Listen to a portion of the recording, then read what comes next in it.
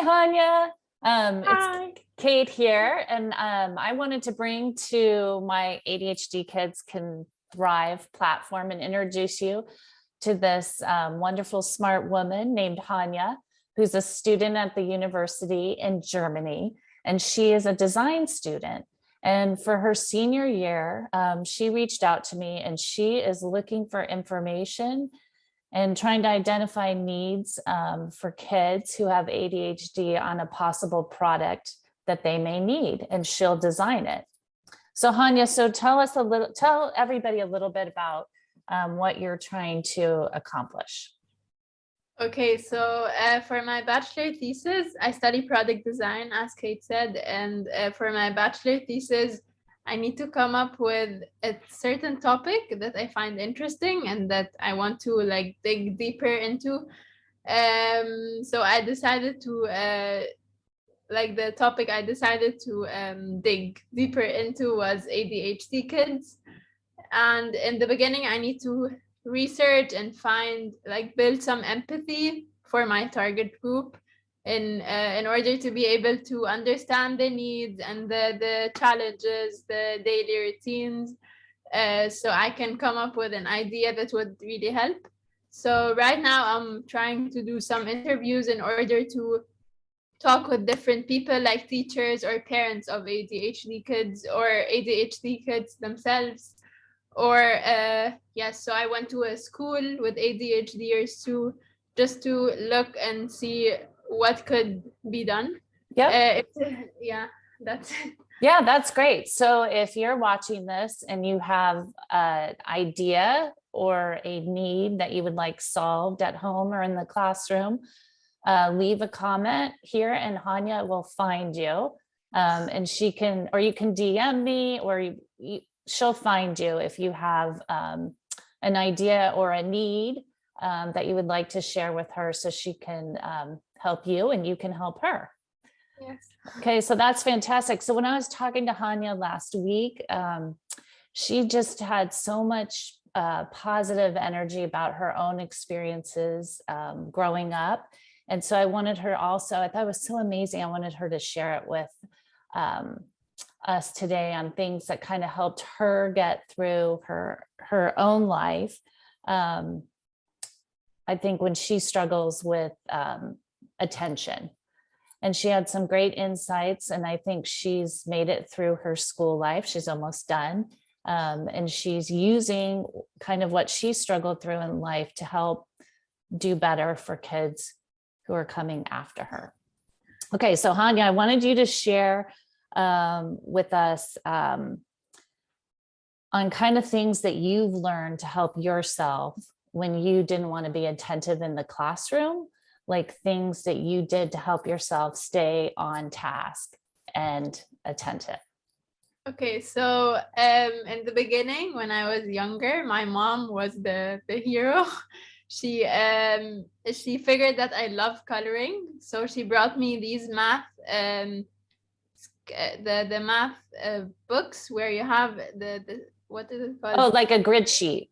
Yes, exactly, where it has like little squares. And she Yeah. told me, Hania, in the beginning they were like really big ones, like 1 centimeter like 1 centimeter. And then she told me, Hania, color every square in a different color.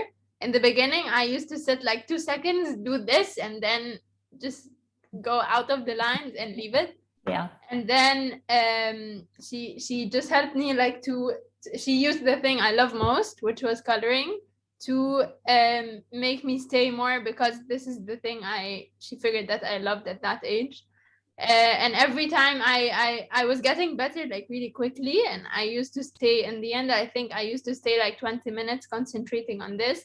And then she used to bring me smaller squares, so it needs more patience. And in the end I was doing like art pieces using just colored squares. So, and in the end I turned to be a painter. So yeah. I think that's really nice how she used my interest, or the thing I would hyper focus on, to help me concentrate more or for a longer time. Yeah, I think that's great. And then you ended up you're a design student now, so you've clearly kept on with that passion. as you're going Yeah. into college. You also talked about how I think you did, you took your art to shows as you were growing up, Art what? I'm sorry. did art shows. Yes, I took part in 6 or 7 exhibitions, partially in Egypt and 2 in Germany. So yes, like I think I grew up with this thing, like loving art and loving painting. Yeah. Oh, you know Um, what else you told me that I thought was so funny, is not funny in a funny way, but like just fantastic, is that you used to take your art into the classroom because you felt yes, like painting or scribbling or doodling helped you yes. concentrate. I figured that in school and in grade 9 and high school, I just scribbled the whole time on the side of each book. And then one certain teacher was super boring. So I used to bring my A3 notebook and just paint in the class, which I don't know, I couldn't help it. And I know it's not the best thing, but yeah, it brought me some more. I was motivated in the class, and I can't say that I wasn't concentrating or it didn't help me concentrate. I think I concentrated a bit more than without doing something with my hands. So And did the teacher say anything? I think she looked a few times that she was not, and I didn't want to be like the naughty one, but I just didn't think it's not. I didn't believe that it's making me concentrate less, to be honest. Yeah. And I And she think some probably, people just have the urge to do something with their hands, and I think schools shouldn't keep you from this, or the class. Like if you feel like you're concentrating more while doing something else with your hands, it should be fine, I believe. yeah, that's an amazing teacher too, that recognized that in you in the classroom, that you could do both at the same time, that you could Yeah, I draw think and pay she attention. wasn't so happy with that, but I had another teacher who figured out, like in grade 3, that I understand really quickly what she's saying, but the moment I understand, I just move around and do stuff that disturb the others. So she used to bring me something to color instantly. When she figured Hania started to move, she would bring me Okay. this paper and give it to me. I So it would think this keep is you part still. of way, exactly, because she needed to use my concentration or my attention in something. Yeah. And you also asked me about methods I use now. I think for myself, I figured some methods that help me put structure in my day, or like keep things yeah, to just have structure. I figured that writing, to like everyone writes to-do list obviously, but I figured that writing really small tasks helps me to write, like to bring it to, what do you call it, like a big task. For example, finish chapter 6, I Yeah. would write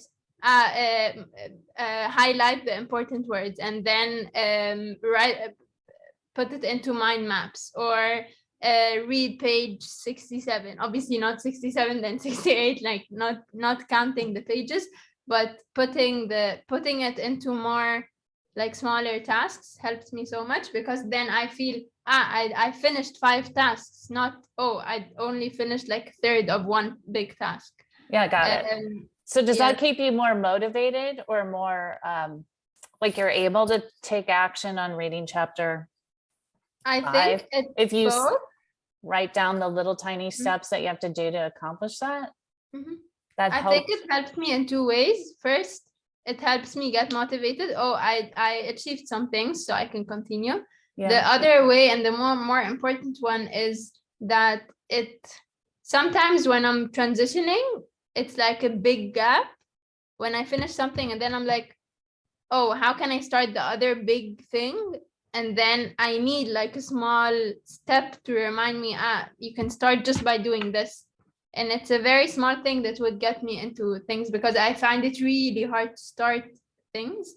Really, I could procrastinate for weeks and months to start a very simple task. Yeah. So I think just bringing it or writing it into smaller chunks, or like smaller tasks, helps me a lot. And feel like you can do it. Okay. And then Yes. the other thing you said, you use sticky notes a ton. You need to see my room right now. Oh my God. I That's do. awesome.